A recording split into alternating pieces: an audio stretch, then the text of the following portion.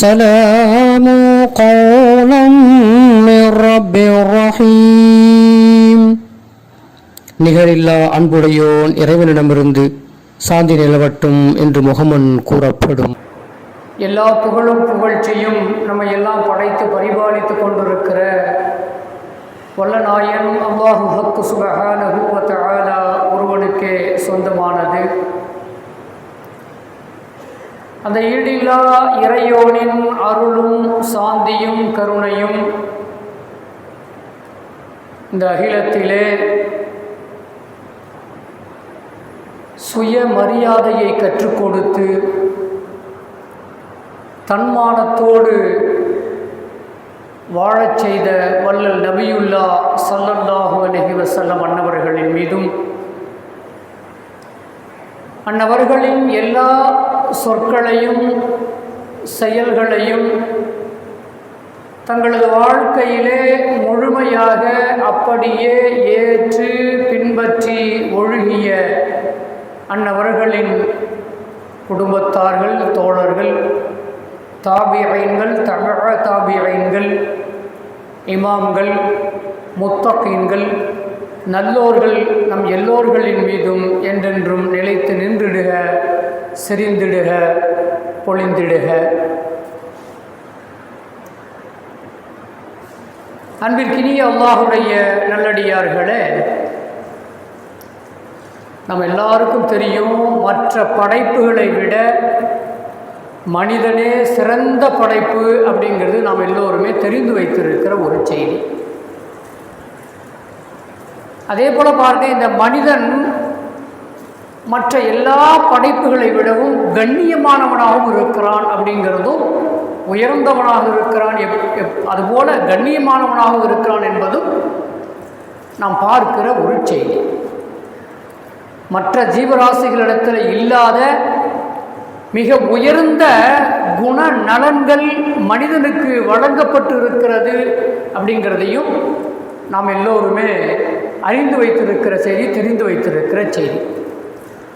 அன்பிற்கினியவர்களே, அதிலே கண்ணியத்தை பெற்றுத்தருகிற ஒன்றுதான், மனிதனுக்கு கண்ணியத்தை பெற்றுத்தருகிற ஒன்று என்று சொன்னால் அது சுயமரியாதை.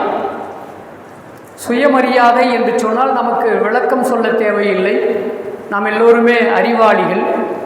அன்பிற்கினியவர்களே, ஒரு மனிதனுடைய சுயமரியாதை தான் அவனை கண்ணியமான இடத்திலே வைத்திருக்கிறது என்பது நாம் எல்லோருமே கண்டிப்பாக உணர்ந்திருப்போம். அன்பிற்கினியவர்களே, ஒவ்வொரு மனிதனும் அவசியம் கடைபிடிக்க வேண்டிய பண்பும் கூட அது சுயமரியாதையை கடைபிடிக்க வேண்டிய பண்பாகவும் இருக்கிறது என்பதை இஸ்லாம் சொல்லித் தருகிற செய்தியாக நாம் பார்க்கிறோம். ஏன் அப்படின்னு சொன்னால், அல்லாஹ் குர்ஆனில் ஒரு இடத்துல சொல்லுவான், அல்லாஹ் கண்ணியமானவன். அல்லாஹ் எப்படிப்பட்டவனுங்க? அல்லாஹ் கண்ணியமானவன். எனவே மனிதனையும் கண்ணியமானவனாகவே அல்லாஹ் படைத்திருக்கிறான். அல்லாஹ் எப்படி கண்ணியமானவனோ அதே போன்று இந்த மனிதனையும் கண்ணியத்திற்குரியவனாகவே மற்ற உலகத்தில் இருக்கிற எல்லா படைப்புகளும், அது எவ்வளவு பெரிய படைப்பாக இருந்தாலும் சரி, சூரியன், சந்திரன், நட்சத்திரங்கள், இந்த உலகத்தில் இருக்கிற ஊர்வன, பரப்பன, நீந்துவன என்று எண்ணி சொல்லி எல்லாமே யாருக்கு என்று சொன்னால் இந்த மனிதனுக்கு என்பதை நாம் எல்லோருமே அறிந்து வைத்திருக்கிறோம், புரிந்து வைத்திருக்கிறோம். ஆக அன்பிற்கினியவர்களே, அந்த அடிப்படையில் மனிதனையும் கண்ணியமானாகவே அல்லாஹ் படைத்திருக்கிறான் என்பதை நாம் எல்லோருமே அதை புரிந்திருக்கிற செய்தியாக இருக்கிறது. ஆக எந்த சூழலிலும், எந்த சூழ்நிலையாக இருந்தாலும் சரி, தன்னுடைய சுயமரியாதையை விட்டு கொடுத்து விடாமல், இழந்து விடாமல் ஒரு இஸ்லாமியன் மட்டுமல்ல, ஒரு மனிதன், அது எந்த சமூகத்தை சார்ந்தவனாக இருந்தாலும் சரி, அவன் தன்னுடைய சுயமரியாதையோடு இந்த பூமியிலே வாழ்ந்து மறைய வேண்டும் என்பதை அன்பிற்கினியவர்களே நாம் பார்க்கிற ஒரு செய்தியாக இருக்கிறது. சுயமரியாதையை இழப்பதை இஸ்லாம் ஒருபோதும் அது அங்கீகரிக்கவில்லை. அது இஸ்லாம் அது அந்த அப்படிப்பட்ட விஷயத்தை இந்த ஈமான் உள்ளவர்களுக்கு, இஸ்லாமியர்களுக்கு, மனித சமூகத்திற்கு சொல்லித்தரவும் இல்லை என்பதை நாம் பார்க்கிற செய்தியாக இருக்கிறது அன்பிற்கினியவர்களே. ஆக ஒரு மனிதன் சுயமரியாதையோடு இந்த உலகத்திலே வாழ வேண்டும். அதுதான் இந்த மனித சமூகத்திற்கு இஸ்லாம் கற்றுக் கொடுக்கிற செய்தியாக இருக்கிறது என்பதை நாம் பார்க்கிறோம். இழிவுபடுவதை யாருமே விரும்புவதில்லை. சக மனிதனுக்கு முன்னால் சக மனிதர்கள் நம்மளோட உள்ளவங்க தான் அவங்களும். அப்படிப்பட்ட சக மனிதர்களுக்கு முன்னால் தான் இழிவுபடுவதை யாரேனும் விரும்புவார்களா என்று சொன்னால் அன்பிற்கினியவர்களே, யாருமே விரும்புவதில்லை. எனக்கு கண்ணியம் குறைஞ்சிரும், என் மரியாதை போயிடும் என்று நினைக்க தோன்றும் ஒவ்வொரு மனிதர்களுக்குமே. ஏன் நான் இழிவுபட்டு விடக்கூடாது, எனக்கு இழிவு ஏற்பட்டு விடக்கூடாது என்ற அடிப்படையில் என்ன செய்யறான்னு சொன்னால் தன்னுடைய கண்ணியத்தை பாதுகாப்பதற்கான முயற்சியிலே ஒவ்வொரு மனிதனுமே இருந்து கொண்டிருப்பான் என்பதை நாம் பார்க்கிறோம். அடுத்தவர்களுக்கு முன்னால் தன்னுடைய கணவன் மனைவியானவள் நினைக்கிறான், என்னுடைய கணவன் தான் என்னுடைய குறைகளை சுட்டி காட்டுகிறான், அல்லது என்னை ஏதேனும் ஒரு விஷயத்திற்காக வேண்டி ஏசுகிறான், பேசுகிறான். ஆனால் அதையும் கூட அடுத்தவர்களுக்கு முன்னால் செய்வதை ஒரு மனைவி விரும்ப மாட்டார். மனைவி என்பவள் தன்னுடைய கணவன் தனக்கு சொல்லுகிற அந்த அறிவுரையாக இருந்தாலும் சரி, அல்லது ஏசுகிற கோபத்தில் ஏசுகிற விஷயமாக இருந்தாலும் சரி, அந்த விஷயத்தை தனிப்பட்ட முறையிலே யாருக்கும் தெரியாமல் செய்தால் அந்த மனைவி அதை ஏற்றுக்கொள்வாள். மற்றவர்களுக்கு முன்னால் சொல்லுகிற பொழுது அவருடைய சுயமரியாதை அங்கே பாதிக்கப்படுகிறது. எனவே என்ன செய்யறான்னு சொன்னால் அவள் கோபப்படுகிறாள் என்பதை நாம் பார்க்கிறோம். அதே போல மாணவர்களுக்கெல்லாம் தெரியும், வகுப்பறையிலே ஆசிரியர் கண்டிக்கிறார். ஆசிரியர் கண்டிப்பது என்பது இயல்பான ஒன்று. சக தோழர்களுக்கு மத்தியிலே, என் போன்ற மாணவர்கள் அவர்களுக்கு மத்தியிலே என்னை தண்டிப்பதை அல்லது கண்டிப்பதை, அல்லது எனக்கு ஆசிரியர் ஏதேனும் ஒன்றை என்னுடைய கண்ணியத்திற்கு குறைவாக சொல்லுவதை ஒரு மாணவர் விரும்புவாரா என்று சொன்னால் அன்பிற்கினியவர்களே, அந்த மாணவர் அப்படி விரும்புவதில்லை. சக தோழர்களுக்கு மத்தியிலே, சக மாணவர்களுக்கு மத்தியிலே என்னுடைய கண்ணியம் பாழ்படுகிறது என்று அந்த மாணவர் நினைப்பார். காரணம் சுயமரியாதை. என்னுடைய கண்ணியம் அங்கே பாதுகாக்கப்பட வேண்டும் என்பது அந்த மாணவர் உணர்ந்திருக்கிற ஒரு செய்தி. ஆசிரியரே சொன்னாலும் கூட அவர் தனிப்பட்ட முறையில் சொல்லியிருந்தால் அதை ஏற்றுக்கொண்டு சென்று விடுவான் அந்த மாணவன். ஆனால் 4 தோழர்களுக்கு மத்தியிலே, சக மாணவர்களுக்கு மத்தியிலே ஆசிரியர் கண்டிப்பார் என்று சொன்னால் ஒரு நேரத்திலே ஆசிரியர் மீது கோபப்படக்கூடிய நிலை கூட அந்த மாணவர்களுக்கு வருகிறது என்பதை நாம் பார்க்கிறோம் அன்பிற்கினியவர்கள். இது வகுப்பறை. அதே போன்று பாருங்க, நண்பர்களுக்கு முன்னால், எனக்கு நண்பர், நெருங்கிய நண்பர் இவர், அப்படி நண்பர்களுக்கு முன்னால் என்னுடைய தந்தை, என்னை பெற்ற தந்தை, நண்பர்கள் இருக்கிற நேரத்தில் எனக்கு அறிவுரை சொல்லுவார் என்று சொன்னால், எனக்கு அறிவுரை சொல்லுவார் என்று சொன்னால் அந்த பிள்ளை என்ன செய்யறான்னு சொன்னா அதை விரும்ப மாட்டான். இத்தனை நபர்களை என்னுடைய நண்பர்களுக்கு முன்னால் சொன்னா என்னுடைய கண்ணியம் என்ன ஆகுது, என்னுடைய சுயமரியாதை என்ன ஆகுது? என்ன செய்யறான்? தந்தை அறிவுரை சொன்னாலும் கூட அதை ஏற்றுக்கொள்ள மனம் இல்லாமல் வருத்தப்படுகிறான்.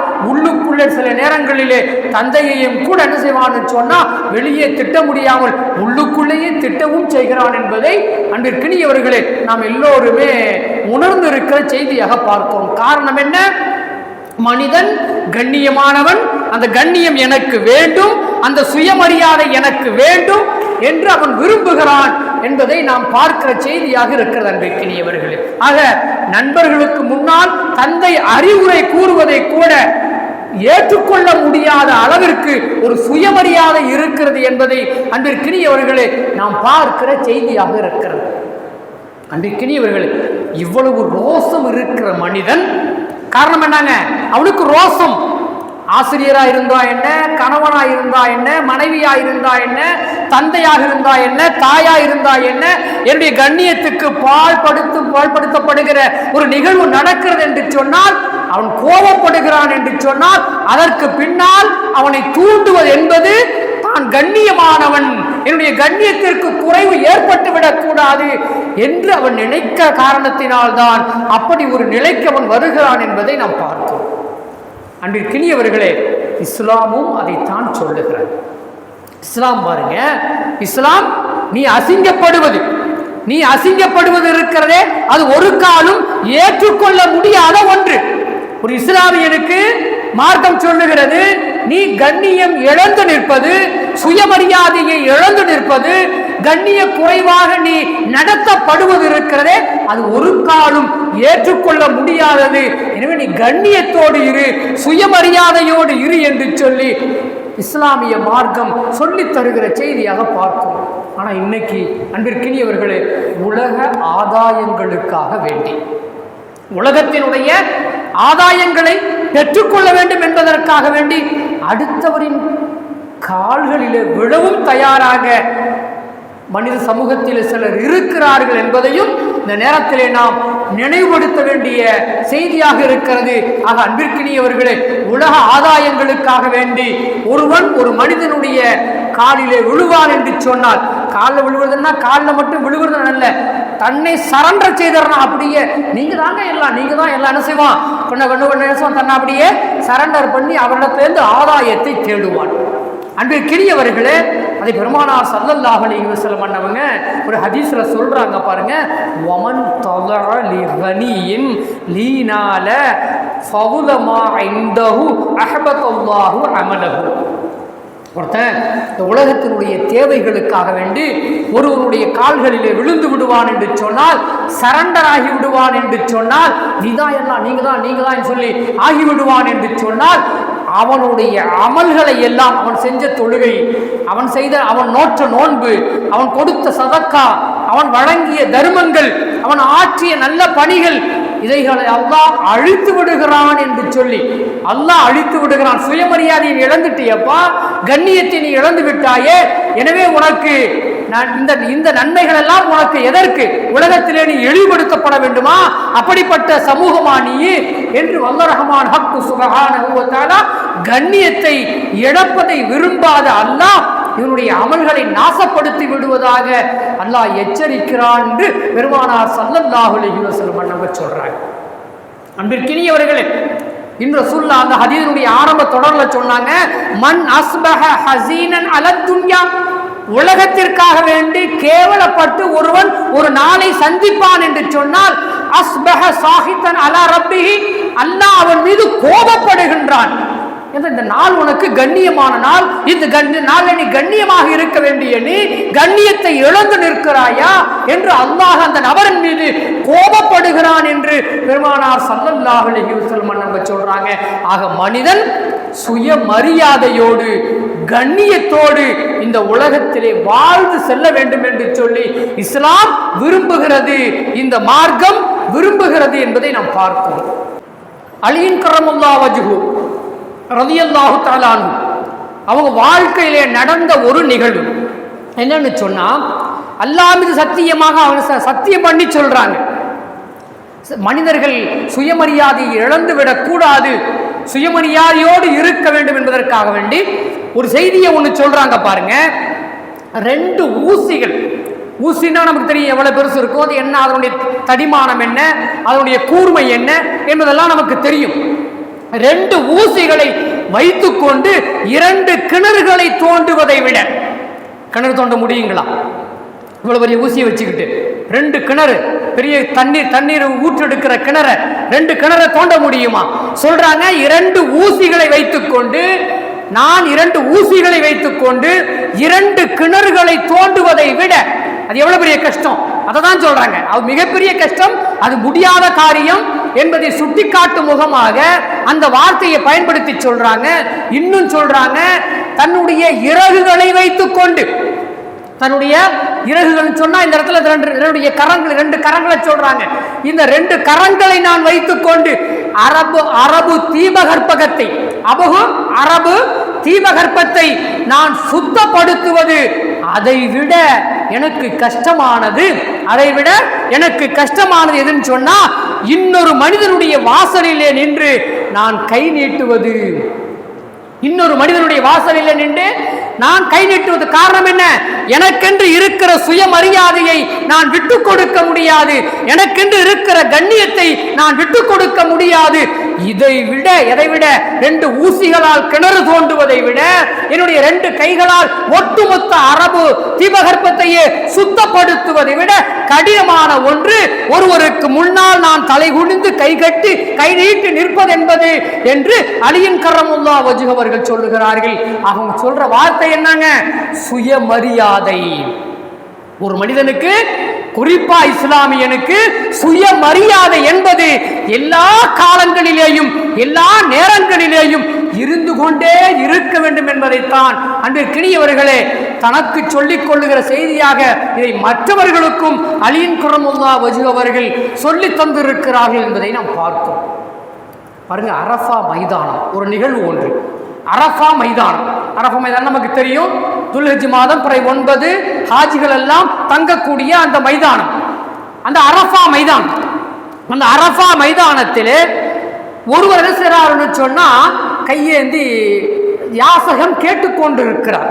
அரஃபா மைதானத்தில் போய், அரஃபா மைதானத்தில் ஹாஜிகள் தங்குகிற இடம், அங்க போய் என்ன செய்யறாருன்னு சொன்னா ஒருவர் கையேந்தி தன்னுடைய தேவைகளை கேட்டுக்கொண்டு இருக்கிறார், யாசகம் கேட்டுக்கொண்டு இருக்கிறார். இதை பார்த்த அலியின் கர்ரமுல்லாஹ் வஜ்ஹு அவர்கள் ஹலீஃபாவாக இருக்கிறார்கள். அலியின் கர்ரமுல்லாஹ் வஜ்ஹு அவர்கள் என்ன செய்றாங்கன்னு சொன்னா அந்த நபரை இங்கே கூப்பிட்டார்கள். இங்க வாங்க, பக்கத்தில் இங்கே வாங்கன்னு கூப்பிட்டாங்க. பக்கத்தில் வந்த உடனே தன்னுடைய கையிலே தஸ்பீஹ் மாலையை வைத்திருக்கிறார். தஸ்பீஹ் ஓதுற மணி இருக்கு பார்த்தீங்களா, அதை கையிலே வைத்திருந்தார்கள். அலியின் கர்ரமுல்லாஹ் வஜ்ஹு அவர்கள் அந்த மணியாலேயே ஓங்கி ஒரு அடி அடிக்கிறார்கள். அந்த தஸ்பீஹ் மாலையால் என்ன செய்றாங்கன்னு சொன்னா அந்த யாசகம் கேட்ட அந்த நபரை, அரஃபா மைதானத்தில் யாசகம் கேட்டுக்கொண்டிருந்த அந்த நபரை பக்கத்திலே அழைத்து அந்த மணியால் ஒரு அடி அடிக்கிறார்கள். அடித்துவிட்டு சொல்லுகிறார்கள், இது எந்த நாள் தெரியுமா? இந்த நாள் எப்படிப்பட்ட நாள்? ரப்பிடத்திலே கையேந்த வேண்டிய நாள். இங்கே கையேந்து விட்டால் அது அல்லாஹ் கொடுக்காமல் இருக்க போவதில்லை. அரஃபாவுடைய துஆ அவ்வளவு மகத்துவமிக்க துஆ நம்ம எல்லோருக்குமே தெரியும், நாம் அறிந்திருக்கிறோம்.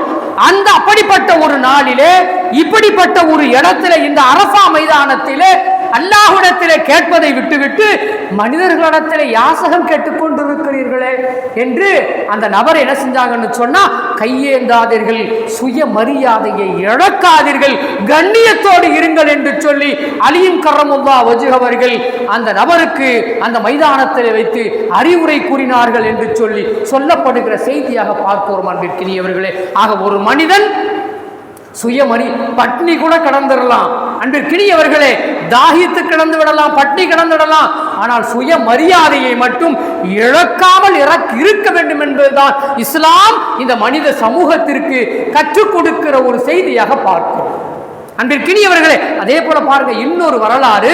உமர் ரலியல்லாஹு தஆலா அவருடைய பேரர், உமரே ஃபாரூக் ரலியல்லாஹு தஆலா அவருடைய பேரர் சாலிம் இப்னு அப்துல்லா, சாலிம் இப்னு அப்துல்லா ரஹிமஹுல்லாஹ், அவங்க உமரே ஃபாரூக் அவருடைய பேரர். அவங்க என்ன செய்றாங்கன்னு சொன்னா தவாஃப், காபத்துல்லாவை தவாஃப் செய்து கொண்டிருக்கிறார்கள். அப்படி தவாஃப் செய்து கொண்டிருக்கிற பொழுது ஹலீஃபாக்களில் ஒரு ஹலீஃபா அங்கே வருகை தந்து என்ன செய்றாங்கன்னு சொன்னா உமர் ரலியல்லாஹு அவருடைய பேரர் தவாஃப் செய்து கொண்டிருக்கிறார் என்று சொல்லி அவர் கண்ணியத்தோடு பக்கத்தில் அணுகி போய், உங்களுக்கு ஏதாவது இங்கே நான் ஏதாவது பணி செய்யணுமா, உங்களுக்கு ஏதாவது தேவை இருக்கிறதா, என்னிடத்துல சொல்லுங்கள், நான் அதை நிறைவேற்றி தருகிறேன் என்று கேட்கிறார். ஹலீஃபா, ஒரு ஹலீஃபா உமர் ரலியல்லாஹு தஆலாவுடைய பேரருக்கு, பேரரிடத்துல போய் சொல்றாரு, ஏதாவது இருந்தா சொல்லுங்க, நான் உங்களுக்கு நிறைவேற்றி தருகிறேன் என்று ஹலீஃபா சொல்லுகிறார். அப்போ இவங்க சொன்னாங்க, நான் இருக்கிற இடம் எந்த இடம்? இது அல்லாஹ்வுடைய மகத்துவமிக்க இடம். இந்த இடம்தான் உலகத்திலேயே முதன்மையானது. முதன்மையான இந்த இடத்திலே நான் முதன்மையானவனுக்கு, அந்த முதன்மையாக இருக்கக்கூடிய அல்லாஹ்வுடைய அந்த அவருடைய ஆலயத்தை நான் தவாஃப் செய்து கொண்டிருக்கிற இடத்துல என்னுடைய தேவை என்று சொல்லி நான் உங்களிடத்தில் எதையும் கேட்க வேண்டுமா? எனக்கு எதுவும் விருப்பம் இல்லை, நான் எதையும் கேட்கவில்லை, என்னை விட்டு விடுங்கள் என்று சொன்னார். விட்டுட்டார், ஹலீஃபா விட்டுட்டாங்க. தவாஃப் செய்து கொண்டு இப்பொழுது ஹரம் ஷரீஃபை விட்டு, அந்த ஹரம் எல்லையை விட்டு வெளியே வந்ததற்கு பிறகு மீண்டும் ஹலீஃபா என்ன செய்றாங்கன்னு சொன்னா கூப்பிட்டு சாலிம் இப்னு அப்துல்லா ரஹ்மத்துல்லாஹி அவங்களை கூப்பிட்டு, இங்க வாங்க, அங்க உள்ளதான் எதுவும் வேணான்னு சொல்லிட்டீங்க, வெளியே வந்திருக்கிறீங்க, ஏதாவது தேவை இருந்தா சொல்லுங்க, நான் நிறைவேற்றுகிறேன், உங்களுக்கு நான் உதவுகிறேன். தானா முன் வருகிறார்கள். ஹலீஃபா, ஒரு அரசராக இருக்கக்கூடிய ஹலீஃபா சொன்னா ஒரு சின்ன, ஒரு தன்னை விட சிறிய வயதில் இருக்கக்கூடிய சாலிப் இப்னு அப்துல்லாஹ் இடத்திலே வந்து அவங்களுடைய பேரர் என்பதற்காக வேண்டி கேட்கிறாங்க. சொல்றாங்க, எந்த தேவையை நான் உங்களிடத்தில் கேட்பது? மறுமையின் தேவையை கேட்பதா இல்ல உலகத்தின் தேவையை கேட்பதா அப்படின்னு செய்றாரு. ஹலீஃபா கிட்ட சாலிப் இப்னு அப்துல்லாஹ் ரலியல்லாஹு அன்ஹு கேட்கிறாங்க. அப்படி கேட்ட உடனே ஹலீஃபா சொன்னாங்க, மறுமையை நிறைவேற்ற என்னால் முடியாது, மறுமையின் தேவையை நிறைவேற்றுவதற்கு என்னால் முடியாது, உலகத்தின் தேவை ஏதாவது இருந்தா சொல்லுங்க, நான் நிறைவேற்றி வைக்கிறேன், உங்களை கண்ணியப்படுத்துகிறேன். இப்ப சொன்னாங்க, மறுமையே அல்லாஹ் தான் கொடுப்பான்னு சொன்னா உலகத்தை மட்டும் என்ன உங்களால் கொடுக்க முடிஞ்சிருமா? உங்களால் கொடுக்க முடியாது. எனவே நான் அல்லாஹ்விடத்திலேயே கேட்டுக்கொள்ளுகிறேன், நான் அல்லாஹ்விடத்திலேயே கேட்டுக்கொள்ளுகிறேன் என்று சொல்லி தன்னுடைய சுய மரியாதையை தானாக முன்வந்து உதவி செய்கிறேன், உங்களுடைய தேவைகளை நிறைவேற்றுகிறேன் என்று சொல்லியும் கூட வேண்டாம் என்று சொல்லி என்ன செஞ்சாங்கன்னு சொன்னா ஹலீஃபாவுடைய அந்த வார்த்தைகளை நிராகரித்தார்கள். ரப்பு எனக்கு நிறைவேற்றுவான் என்கிற அந்த நம்பிக்கையை முன்வைத்தார்கள் என்பதை நாம் பார்க்கிறோம். ஆக அன்பிற்கினியவர்களே, ஒரு இஸ்லாமியன் இப்படித்தான் சுயமரியாதையோடு இந்த உலகத்திலே வாழ்ந்துவிட்டு செல்ல வேண்டும் என்பதைத்தான் இஸ்லாம் நமக்கு சொல்லித் தருகிற செய்தியாக பார்ப்போம். அன்பிற்கினியவர்களே, இதுபோன்று அதுபோல் நிறைய வரலாறுகள் இருக்கிறது. ஹிலாஃபத்தே உமையா, நமக்கெல்லாம் திரு உமையாவுடைய ஆட்சி காலம் சொல்லி நம்ம எல்லாம் கேள்விப்பட்டிருப்போம். அன்பிற்கினியவர்களே, குறிப்பா அந்த ஹிலாஃபத்தே உமையாவிலே வாரிசு முறையாக யசீத் என்று சொல்லப்படக்கூடியவர், அவர் வந்து முடிசூடப்பட்டார் என்ற வரலாறுலாம் நமக்கு தெரியும். அன்பிற்கினியவர்களே, அந்த நாருலிஃபாவுடைய ஒரு பாட்டு கூட இருக்கும். கர்பலாவை பற்றிய செய்தி அங்கே பாடப்படுகிற பொழுது ஹுசைன் ரலியல்லாஹு அன்ஹு அவர்களை பற்றிய செய்தியை பாடலாக பாடுகிற பொழுது சிவகன் சொன்னா அந்த யசீத் அவர்களை பற்றிய வார்த்தைகளை எல்லாம் இதில் பயன்படுத்தி இருப்பார் என்பது நாம் பார்க்கிற செய்தி. அந்த யசீத் முடிசூடப்படுகிறார். இப்படி முடிசூடப்பட்டதை அங்கு இருக்கிற முஸ்லிம் தலைவர்கள் யாருமே ஏற்றுக்கொள்ளவில்லை. இந்த வாரிசு முறை என்பது இஸ்லாம் ஏற்றுக்கொள்ளாத ஒன்று. நீங்கள் எப்படி அதை வாரிசு முறையாக கொண்டு வந்து ஆட்சியில் நீங்கள் அமருவீர்கள்? உங்களுக்கு எப்படி முடிசூடப்படும்? அதை நாங்கள் ஏற்றுக்கொள்ள முடியாது என்று சொன்னார்கள். ஆனால் யாரும் எதிர்த்து முன்னால் வரவில்லை. பயம், யாரும் எதிர்த்து முன்னால் வரவில்லை. ஆனால் ஹுசைன் ரலியல்லாஹு தஆலா அன்ஹு அவர்களும், நபிகளாரின் பேரரான ஹுசைன் ரலியல்லாஹு தஆலா அன்ஹு அவர்களும், அப்துல்லாஹ் இப்னு ஸுபைர் ரலியல்லாஹு தஆலா அன்ஹு அவர்கள் என்ன சொன்னா நேராக வந்து எதிர்த்தார்கள், களத்திலே நின்றார்கள் என்கிற வரலாறை நாம் பார்க்கிறோம். நீண்ட வரலாறு. குறிப்பாக அன்பிற்கினியவர்களே, அதற்கு பிறகுதான் கர்பலாவிலே வைத்து ஹுசைன் ரலியல்லாஹு தஆலா அன்ஹு அவர்கள் கொலை செய்யப்பட்டார்கள் என்கிற வரலாறு எல்லாம் நாம் பார்க்கிற செய்தி. இந்த வரலாற்றின் ஊட கடைசியா அப்படியே ஒரு நிகழ்வு என்னன்னு சொன்னா, இந்த யசீதுடைய ஆட்சியை அவர் ஆட்சி செய்து கொண்டிருப்பதை விரும்பாத அப்துல்லாஹ் இப்னு ஸுபைர் ரலியல்லாஹு தஆலா அவர்கள் மக்காவை என்ன செய்றாங்கன்னு சொன்னா, மக்காவை சுற்றி இருக்கிற அந்த பகுதியை மட்டும் தான் ஆட்சி செய்து ஹலீஃபாவாக இருந்து ஆட்சி செய்து கொண்டிருக்கிறார்கள். ஒரு சந்தர்ப்பத்திலே அந்த ஹஜ்ஜாஜ் இப்னு யூசுப் என்று சொல்லப்படக்கூடியவரை எதிர்த்து போர் செய்ய போறாங்க. போர்க்களத்திலே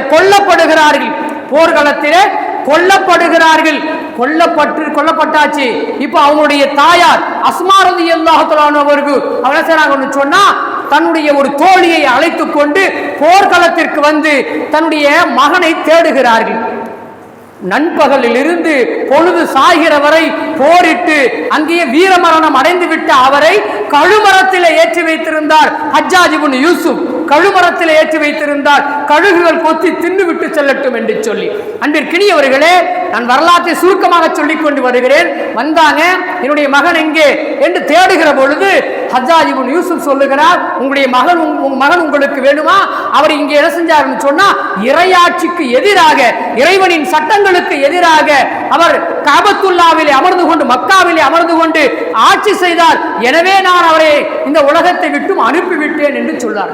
இல்லை இல்லை, என் புள்ள அப்படி இல்லை சொன்னா மறுப்பை சொன்னார்கள். என்னுடைய பிள்ளை தஹஜ்ஜத்தை தொழுகிறார், என்னுடைய பிள்ளை நோன்பை நோக்கிறார், அவருடைய சட்டங்களை, அல்லாஹ்வுடைய சட்டங்களை எல்லாம் சொன்னா ஏற்று நடக்கிறார். என்னுடைய பிள்ளை இறை சட்டத்துக்கு எதிராக நடக்கவே மாட்டார் என்று சொல்லி உறுதி கூறிவிட்டு என்னுடைய பிள்ளை எங்கே என்று கேட்கிற பொழுது, அப்போ அந்த ஹஜ்ஜாஜ் இப்னு யூசுப் சொல்லுகிறாப்ல, கெஞ்சி கேட்டால் என்ன செய்யணும்? மரியாதையாக கைகளை கட்டிக்கொண்டு என்னுடைய மகனுடைய உடலை என்னிடத்தில் கொடுத்து விடுங்கள், அரசரே கொடுத்து விடுங்கள் என்று என்னிடத்தில் நீங்கள் கேட்பீர்கள் என்று சொன்னால் உங்களது மகனுடைய உடலை நான் அப்துல்லாஹ் இப்னு ஜுபைர் ரலியல்லாஹு உடலை நான் உங்களிடத்தில் ஒப்படைக்கிறேன் என்று சொல்லுகிற பொழுது உன்னிடத்தில் கெஞ்ச வேண்டிய அவசியம் எனக்கு என்ன? இறைவனுக்காக வேண்டி போரிட்டு வீரமரணம் எழுதியிருக்கிறார், நான் ரப்புவிடத்திலேயே கேட்டுக்கொள்கிறேன் என்று சொல்லி அந்த ஹஜ்ஜாஜ் இப்னு யூசுஃபுக்கு முன்னாலேயே கரமேந்தினார்கள். கரமேந்தி ரப்பிடத்திலே துஆ செய்தார்கள். அன்பிற்கினியவர்களே, அப்துல் மலிக் என்று சொல்லப்படக்கூடிய ஒரு ஆட்சியாளரை அல்லாஹ் அனுப்பினான். அங்கே அவருடைய உடல் கொடுக்கப்பட்டது, கஃன் தஃபன் செய்தார்கள் என்பது வரலாறாக இருக்கிறது. அன்பிற்கினியவர்களே, எந்த நேரம் பாருங்க, தாம் பிள்ளை கழுகு மரத்திலேயே ஏற்றப்பட்டு இருக்கிறார், கால்கள் வெட்டப்பட்டு கரங்கள் வெட்டப்பட்டு உடலெல்லாம் ரத்தமாக கொட்டி கொண்டிருக்கிற உயிர் நீத்த அந்த உடல் கழுகு மரத்திலே தொங்க விடப்பட்டு இருக்கிறது. இந்த நிலையிலேயும் சுயமரியாதையை இழக்க முடியாது, ரப்பிடத்திலே நான் கேட்டுக்கொள்கிறேன் என்று சொல்லி ரப்பிடத்திலே கேட்டார்கள். ஒரு மன்னனை அல்லாஹ் அனுப்பி வைத்தான் என்பது அன்பிற்கினியவர்களே நாம் வரலாற்று பக்கங்களிலே பார்க்கிற செய்தியாக இருக்கிறது. அதுதான் இஸ்லாம். அன்பிற்கினியவர்களே, அதுதான் இஸ்லாமாக இருக்கிறது. இதைத்தான் இஸ்லாம் என்ன செய்தது சொன்னா, சுயமரியாதையோடு இந்த உலகத்திலே வாழ வேண்டும். குறிப்பாக மனித சமூகத்திலே இஸ்லாமிய சமூகம் வாழ வேண்டும் என்பதை அன்பிற்கினியவர்களே நாம் இந்த நேரத்தில் இந்த வரலாற்றின் மூலமாக புரிந்து கொள்ளுகிற செய்தியாக நாம் பார்க்கிறோம். நமக்கெல்லாம் தெரியும் அன்பிற்கினியவர்களே, துல்ஹஜ் மாசம் ஹஜ்ஜை முடித்துக் கொண்டு திரும்புகிறார்கள். துல்ஹஜ் என்று சொன்னாலே நம்முடைய ஞாபக நினைவுக்கு வரக்கூடியவர் யார் என்று சொன்னா ஹஜ்ரத் இப்ராஹிம் அலைஹிஸ்ஸலாம் அவங்களுடைய ஒரு வரலாற்று நிகழ்வு நாம் எல்லோருமே அறிந்திருக்கிற செய்திதான். நம்ரூத் என்ன பண்ணாங்க? ஒரு மிகப்பெரிய நெருப்பு குண்டத்திலே தூக்கி எரிகிற பொழுது, வரலாறு பெரிய வரலாறு, சுருக்கமாக நான் சொல்லுகிறேன். நெருப்பு குண்டத்திலே தூக்கி எரிகிற பொழுது விழுவதற்கு சில நொடிகள் தான் ஜிப்ரீல் அலைஹிஸ்ஸலாம் அவர்கள் வருகை தருகிறார்கள். நான் உங்களை காப்பாற்றுக்குமா, நான் என்ன செய்யணும், என்ன உதவி செய்யணும்? அந்த நேரத்திலே சொல்லுகிறார்கள், படைத்த ரப்பு என்னை காப்பாற்றுவான். படைத்த ரப்பு எனக்கு வஹி கொண்டு வருகிற ஜிப்ரீல் அலைஹிஸ்ஸலாம் அவர்கள் அல்லாஹ்வால் தான் அனுப்பப்பட்டு இருக்கிற வானவர், அவரிடத்தில் கூட தன்னுடைய சுயமரியாதையை விட்டுக் கொடுக்காமல் படைத்த ரப்புவிடத்திலே நான் கேட்டுக்கொள்கிறேன் என்று சொல்லி ரப்பிடத்திலே கேட்டார்கள். அல்லாஹ் நெருப்புக்கு உத்தரவு போட்டான், யா நாரு கூனி பர்தம் வ சலாமா, நெருப்பே இப்ராஹிமை நீ சுட்டு விடாதே, நெருப்பே என்னுடைய கலீலாக இருக்கக்கூடிய நேசராக இருக்கக்கூடிய அவரை நீ சுட்டு விடாதே, இதம் தரும் குளிராக நீ மாறி விடுவாயாக. வெறும் குளிர் இல்ல, இதம் தரும் குளிராக நீ மாறி விடுவாயாக என்று சொல்லி ரப்பு என்ன பண்ணான்னு சொன்னா உத்தரவு போட்டான். அல்லாஹ் குர்ஆன்ல அதை சொல்லி காட்டுறான். இதம் தரும் குளிராக அது மாறியது என்பது வரலாறு. அந்த நெருப்பிலே விழப்போகிற நேரத்திலும் கூட சுயமரியாதையை விட்டு கொடுக்கவில்லை என்பதுதான் நாம் பார்க்கிற வரலாற்று செய்தியாக இருக்கிறது. ஒரு முஃமின், ஒரு முஸ்லிம் அன்பிற்கினியவர்களே சுயமரியாதையோடு இந்த உலகத்திலே வாழ்ந்து விட்டு செல்ல வேண்டும் என்பதுதான் நாம் பார்க்கிற செய்திகளாக இருக்கிறது. அன்பிற்கினியவர்களே, இது போன்று நிறைய வரலாற்று நிகழ்வுகளை நாம் சொல்லலாம். ஒரு முறை அன்சாரி தோழர்களிடத்து பெருமானார் ஸல்லல்லாஹு அலைஹி வஸல்லம் அன்னவங்க செய்திகளை சொல்றாங்க. அன்சாரி வந்து ரசூலுல்லாஹ்ட்ட ஏதாவது இருந்தா கொடுங்கன்னு கேட்கிறாங்க. அப்புறம் ரசூலுல்லாஹ் சொல்றாங்க, நான் எதையாவது வைத்துக் கொள்ள போகிறேனா, எல்லாவற்றையும் கொடுத்து விடத்தானே போகிறேன், உங்களுக்கு நான் கொடுத்து விடத்தானே போகிறேன் என்று சொல்லிவிட்டு அதற்கடுத்து சொல்லுகிறார்கள், யார் சுயமரியாதையோடு நடந்து கொள்ளுகிறார்களோ, யாருக்கு சொல்றாங்க? அன்சாரி தோழர்களுக்கு. இந்த இஸ்லாம் வளர்வதற்கு மிக முக்கிய பங்காற்றிய அந்த அன்சாரி தோழர்களிடத்தில் பெருமானார் ஸல்லல்லாஹு அலைஹி வஸல்லம் சொல்றாங்க, யார் சுயமரியாதையோடு நடந்து கொள்ளுகிறார்களோ அல்லாஹ் அவர்களை அவருடைய மூச்சு இருக்கும் வரை மட்டுமல்ல நாளை மறுமையிலும் கூட சுயமரியாதையாக வாழச் செய்வான் என்று பெருமானார் ஸல்லல்லாஹு அலைஹி வஸல்லம் அன்னவங்க அந்த அன்சாரி தோழர்களுக்கு இப்படி அறிவுரை பகிர்ந்தார்கள் என்று வரலாற்று பக்கங்களிலே பார்க்கிறோம். இன்னும் சொன்னாங்க, யார் இன்னல்களை சகித்துக் கொள்ளுகிறார்களோ, இன்னல் ஏற்படுகிறது எனக்கு என்று சொல்லி சுயமரியாதையை விட்டுக் கொடுக்காமல் அதை சகித்துக் கொள்ளுகிறார்களோ அல்லாஹ் மேலும் மேலும் அவர்களுக்கு சகிப்புத்தன்மையை கொடுத்து கொண்டே இருப்பான் என்று சொல்லி நிறைய குடும்பத்தில் பிரச்சனை வரும், குடும்பத்தில் ஊர்ல பிரச்சனை வரும், வெளியில போற இடங்கள்ல பிரச்சனை வரும், இன்னல்கள் ஏற்பட்டு கொண்டேதான் இருக்கும். அன்பிற்கினியவர்களே, சகிப்புத்தன்மையோடு நாம் இருப்போம் என்று சொன்னால் மேலும் மேலும் சகிப்புத்தன்மையை கொடுத்து அதையே நன்மையாக அல்லாஹ் மாற்றுவான் என்று அன்சாரி தோழர்களுக்கு பெருமானார் ஸல்லல்லாஹு அலைஹி வஸல்லம் அன்னவங்க சொல்லிட்டு கடைசியா சொன்னாங்க, யார் பிறரிடம் தேவையில்லாமல் இருக்கிறாரோ, தேவையை முன்வைக்காமல் இருக்கிறாரோ, அல்லாஹ் அவரை தன்னிறைவு உள்ளவராக அல்லாஹ் ஆக்கி விடுவான், தன்னிறைவு உள்ளவராக அல்லாஹ் ஆக்கி விடுவான் என்று சொல்லி அன்சாரி தோழர்களுக்கு பெருமானார் ஸல்லல்லாஹு அலைஹி வஸல்லம் அன்னவங்க சொல்லி தந்திருக்கிற செய்திகளாக பார்க்கிறோம். ஆக அன்பிற்கினியவர்களே, குறிப்பாக மனித சமூகம் மட்டுமல்லாது அதுவும் அதிலே குறிப்பாக இஸ்லாமியர்களாகிய நாம், மூமின்களாகிய நாம் நம்முடைய வாழ்க்கையிலே எல்லா நேரங்களிலேயும் சுயமரியாதையோடு கண்ணியத்தோடு வாழ்வதற்கான வாய்ப்பை வல்ல ரஹ்மான் ஹக்கு சுப்ஹானஹு வ தஆலா நம்மவர்களுக்கு தந்த அருள்பாலிப்பானாக. வாஹிரு தஅவானா அனில் ஹம்துலில்லாஹி ரப்பில் ஆலமீன். அஸ்ஸலாமு அலைக்கும் வ ரஹ்மத்துல்லாஹி வ பரக்காத்துஹு.